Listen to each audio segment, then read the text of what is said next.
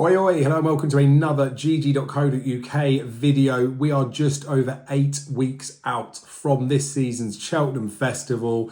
I can't wait. I mean, I can never wait for the next Cheltenham Festival, but now, because we are those 8 weeks out, lots of Cheltenham focused content will be coming out on the weekly from the GG.CO.UK YouTube channel. So if you're not already, please make sure you're subscribed. You'll get notifications if you click that bell whenever we upload a video. The weekend watches will be out. We've got a studio special again. Last year, myself and Andrew went for 10 of our best bets for the Cheltenham Festival. Between us, we did all right, to be fair, in a festival that was a tricky year to punt in. I'm going to talk about that as well in another video. We'll be looking at Trials Day, we'll be looking at Dublin Racing Festival, we'll be looking at handicap information. There'll be so much content on this YouTube channel.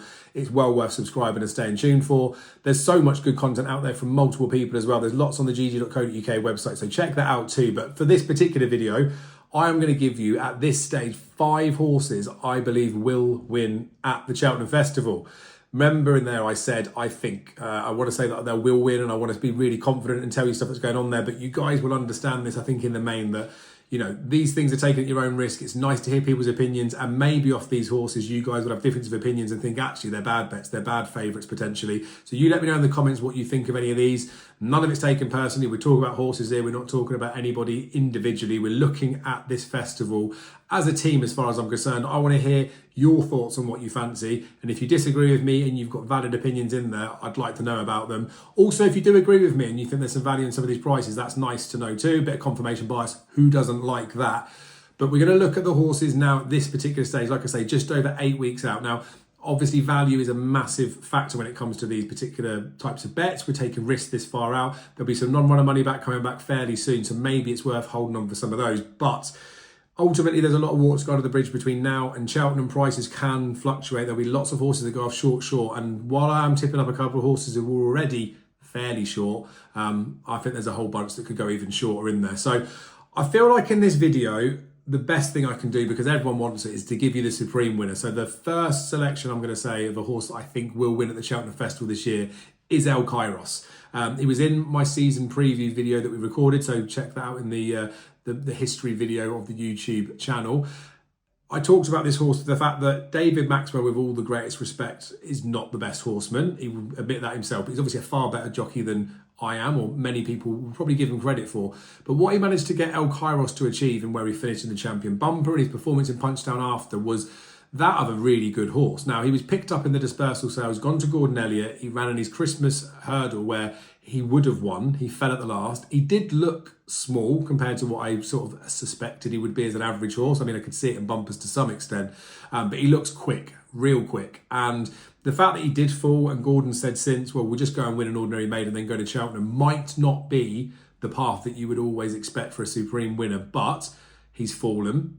He's got an instance now where he can go and pick up a race full stop, get his confidence back, and then he can go to Cheltenham. But he's already shown in that company he ran against at Christmas, for me, that he's well up there in terms of the novices, and he's shown that engine. I liked that about him. And the mistake that he made was a bit after the last as well. He was sort of a little bit clumsy with his feet. So yeah, it's a bit of a worry, but I still think the price that he is at the head of the market for the Supreme isn't bad. I don't think it's a deep race. We've seen lots of horses come out and probably fail to live up the expectation, or even to back up what they've already done. And I think Old Park Staff and Nicky Henderson, I mean, is the chief rival and the main danger for the Supreme at this stage. But even Henderson wasn't overly bullish about the horse prior or even post. And normally his typical comments of his types of horses are, he sort of knows they're half good. So maybe he'll be much better than I think, but I'd say pinch of salt a little bit at the moment for Old Park Star, although he's the one that could step up there.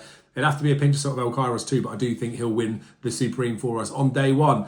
Give you another winner on day one too, because Sagino will win the Champion Hurdle in my opinion. I don't think Lossiemouth will go there, so I'll probably be able to throw in a bonus one here, because I think that Lossiemouth will win the Mayor's Hurdle. Maybe we need to think about the number of bets we've got in here, but Mayor's Hurdle's not a cheese anymore. Champion Hurdle Sagino, he's just a really, really good horse, isn't he? I think in the Christmas Hurdle, his performance was nothing short of what you'd have expected from him, but also with the consideration that he is going to step forward from that, and he's going to do bigger bits after. So he's the winner of the Champion Hurdle as far as I'm concerned. I think it's basically his race to lose. And I know it's been a race where we've had some difficulties with some shorties in there, but he's just a world above anything else that's going to be in that race. If he gets there, he wins, and got no reason to think he won't get there. So despite him being short, I do think Sagino's an all right price, to be fair, to go and win the champion hurdle. I touched on Lottie Mouth for the mares. That is now been moved to Thursday, so you can have her probably as a bonus one. She's 2-1 to win the mares hurdle. I think she will go that direction, and I think she will win that race.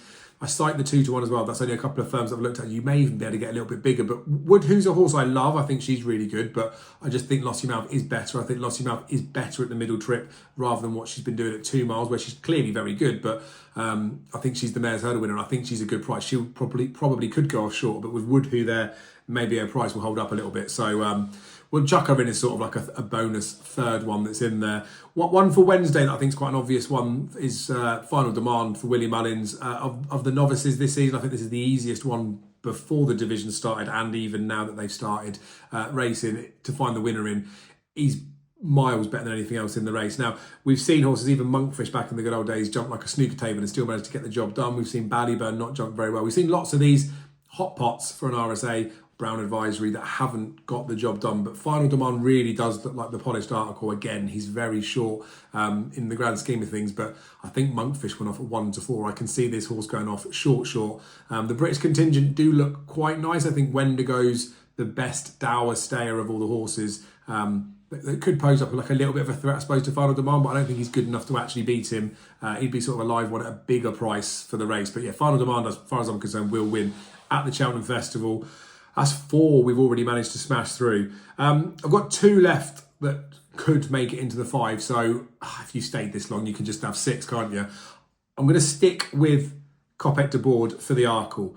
Lulamba is very good, like a proper horse. I really do like him. I didn't really like what he was doing in the prelims on his chase debut, and he's a baby and he's entitled to come forward for that, and he's entitled to lose all those bits. But yeah, bit of a concern.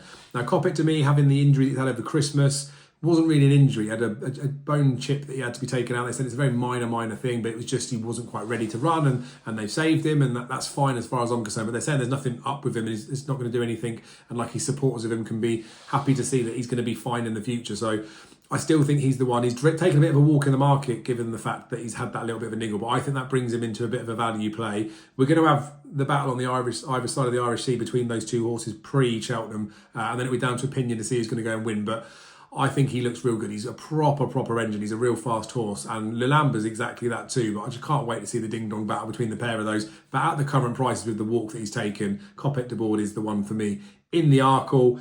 The bonus one that I'll give you is, I reckon, probably predictable for a few of you, but Dino Blue in the Mare's Chase. She's reaching the point now where maybe she's been around too long and something up and coming is going to go and slam her. And Spindleberry could potentially be that type, but Dino Blue is a grade 1 mare, and this race is well within her compass. A couple of years ago, she was a bit unfortunate. Limerick Lace got the run on the inside first, and I talked about this when we did the season preview, the Cheltenham Festival preview in the studio. Again, you can go back and watch what I said before she won at Cheltenham, but Mark Walsh needed to get that inside, and I predicted that he would do that because that's the logical thing that would have made sense for her to go and win at Cheltenham. She did that. She had Allegory Devassi in her pocket as well, although she slipped up towards the end. But Dino Blue's just a really good horse. I think she's actually better this season. She's always got a howler in her, which is a massive worry, but she improves for her racing through the season. I think she's a fair price, to be fair, because I think she is a cut above the rest of her rivals in that division. I do respect Spindleberry, but as far as I'm concerned, Dino Blue will win the Mare's Chase. So I said 5, I've given you 6. You can't thank me enough for that. Appreciate the ones towards the head of the market. I mean, pretty much all at the front of the market, apart from Copec de Board. But we are where we are 8 weeks out. If you guys have got a bigger bullish opinion that you want to put in the comments, please do so. If you want to pick holes in what I've said, please do so. If you want to agree with me, also please do so. This sport is a game of opinions, and having the opportunity to speak to you guys and to hear back from you as well is so important, and it's not lost on me how lucky I am to be in this position. So I appreciate each and every single one of you that interacts in these videos. There'll be one every week, so anything that's in the comments, if you've got any questions for next week's episode, let me know in the comments what you fancy asking, and I will answer them in the next episode. We've got some good content coming up, as I say. We've got Studio Special, we've got the Weekend Watches banging through. I know it's been tricky for racing recently, but it's exciting. It's Cheltenham, not too far away, and like I say, we're looking forward to it at GG.CO.UK, hence these videos that are coming out. So once again, thank you for your support. Make sure you drop a comment on the video if you can. Drop a like on the video again if you like the video and you can. Make sure you subscribe to GG, because then you'll be notified if you check that bell about any time we upload a new video, and we will see you again on Thursday for the Weekend Watch, and then I'll see you again individually next Sunday.